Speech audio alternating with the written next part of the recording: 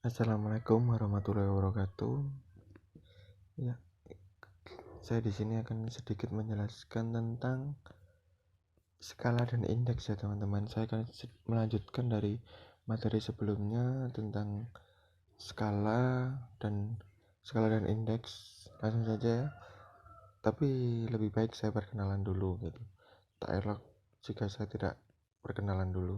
Ya, nama saya Denny Komardani dari kelas Pendidikan Matematika 2018 STKIP PGRI Lumajang, teman-teman.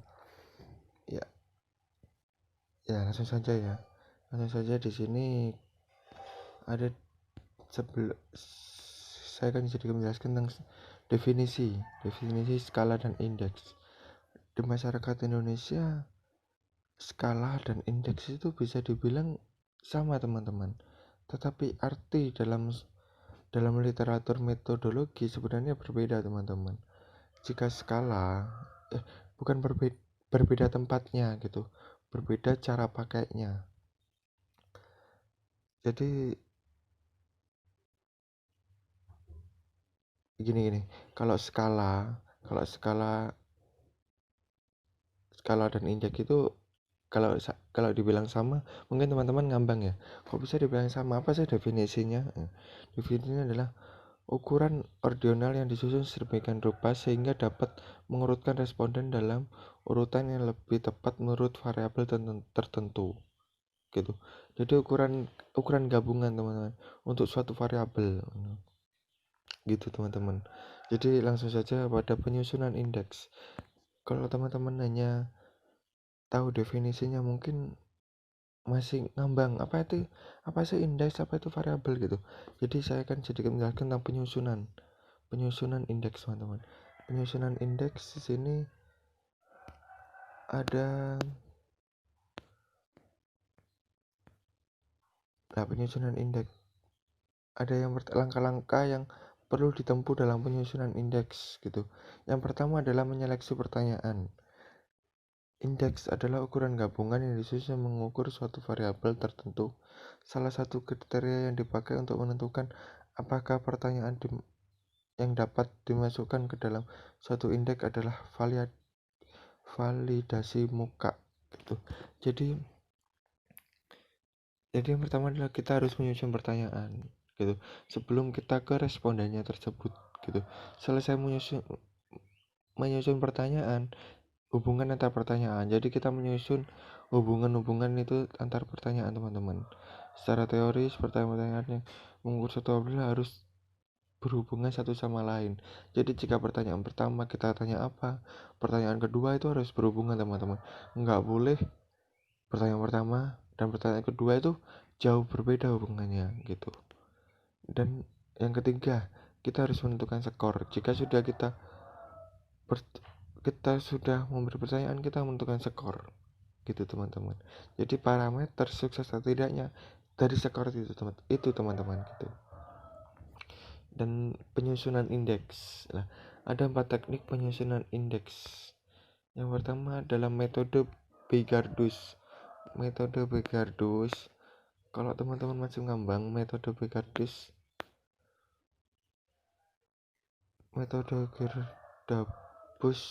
adalah salah satu contoh skala yang baik adalah skala jarak sosial Bigardus. Skala ini berusaha untuk mengukur tingkat kesediaan orang kulit putih dan berhubungan dengan orang negro, teman-teman. Ya, kalau di negara Amerika kan ada kulit putih dan kulit hitam, teman-teman. Jadi skala Bigardus tidak hanya berguna untuk mengukur hubungan antara ras, tetapi dapat diubah untuk mengukur sikap politik, hubungan orang tua dan anak, hubungan antar negara gitu.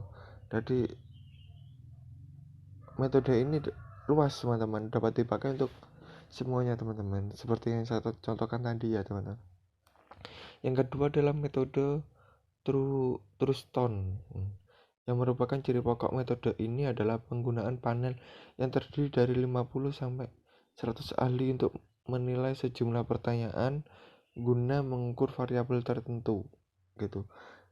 Jangka skala kemudian ditentukan atas dasar pendapat para ahli.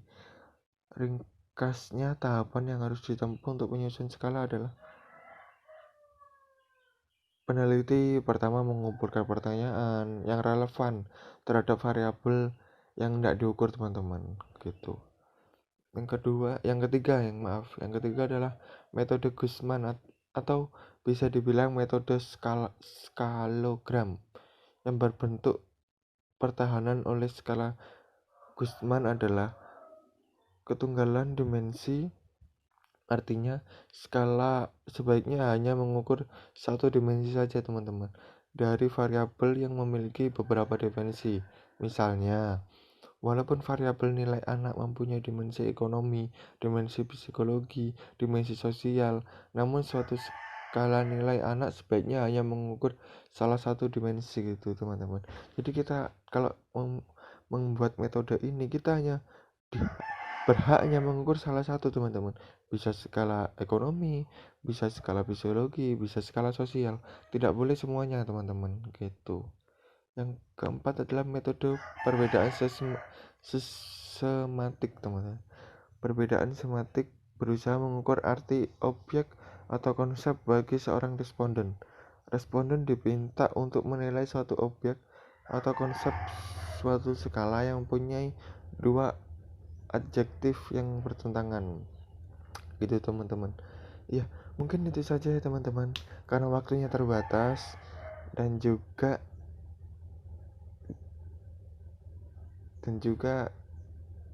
kuota saya yang sedikit, jadi tidak bisa mengupload yang panjang-panjang, teman-teman. Ya, mungkin itu saja yang dapat saya jelaskan.